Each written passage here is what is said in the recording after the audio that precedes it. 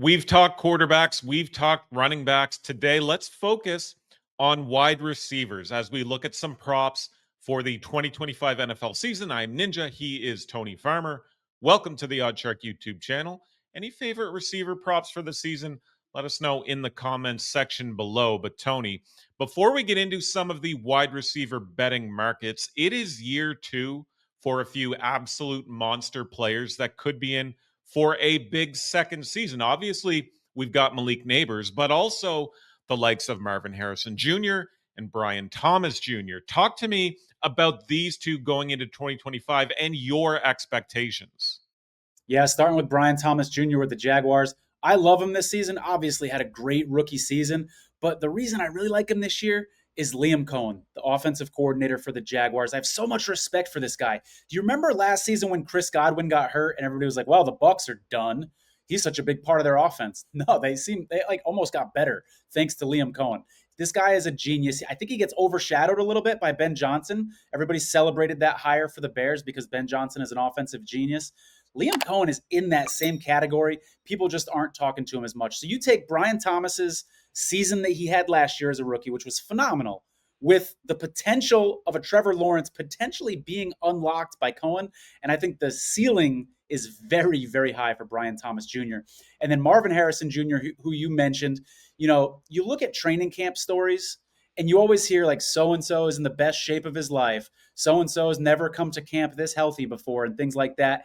I'm hearing stories like that with Marvin Harrison, but I'm actually believing it because look at the pictures of him. This guy's biceps have grown. He's got a lot more muscle on his body. And the reports that I'm hearing from camp is that he's using that muscle. He's a lot more physical with cornerbacks in practice. And I think that's going to translate to a really good season this year for Marvin Harrison Jr. Talk to me for a second about wide receivers to avoid in prop markets in 2025, or better yet, maybe guys to look at for unders. And tell me Debo is one of them. Debo isn't on my list. I see where you're going with that, though. I don't fault anybody for going under on Debo. The name that I'm going to give you, though, is Jamison Williams with the Lions. He got just over 1,000 yards last year with the Lions.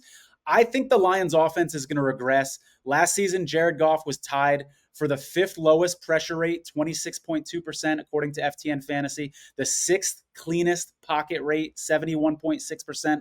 I think that changes this year. He lost two of his best offensive linemen. We know how Jared Goff looks when he's under pressure. And if you're a speed receiver like Jamison Williams, you need your quarterback to have a lot of time so you can get down the field. So I think if there's one guy on this Lions offense that's going to suffer the most, it's probably going to be Jamison Williams. Love that call. So for receiving yard leaders in 2025, these over at DraftKings, Jamar Chase plus 600. Nico Collins actually second on the board at plus 750. Then you've got Justin Jefferson, CeeDee Lamb, Malik Nabers. The position is absolutely stacked in 2025. But what are your thoughts on candidates in this betting market? I don't mind Brian Thomas Jr. at 12-1 for all the reasons that I already mentioned, but I do think Jamar Chase at plus 600, even though it's the chalk here in this field, is a good bet. I really do. I mean, the Bengals are going to throw the ball a lot. Joe Burrow had way more pass attempts than anybody last season, and I think that's going to continue because the Bengals' defense is so bad. So, barring injury, I expect Jamar Chase to be at the top of the NFL receiving yards board by the end of the season.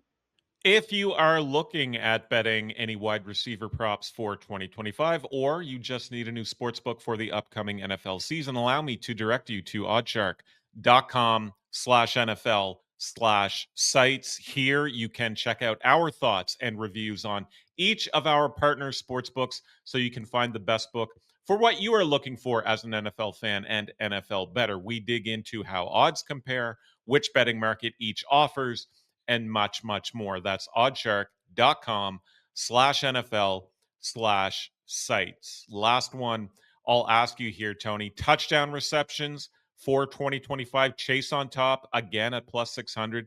Bit of a dip to get to Mike Evans, Justin Jefferson, Devontae Adams at plus 1,000 before getting into your CeeDee Lambs, your Amon-Ra St. Browns, and so on. Thoughts on this market?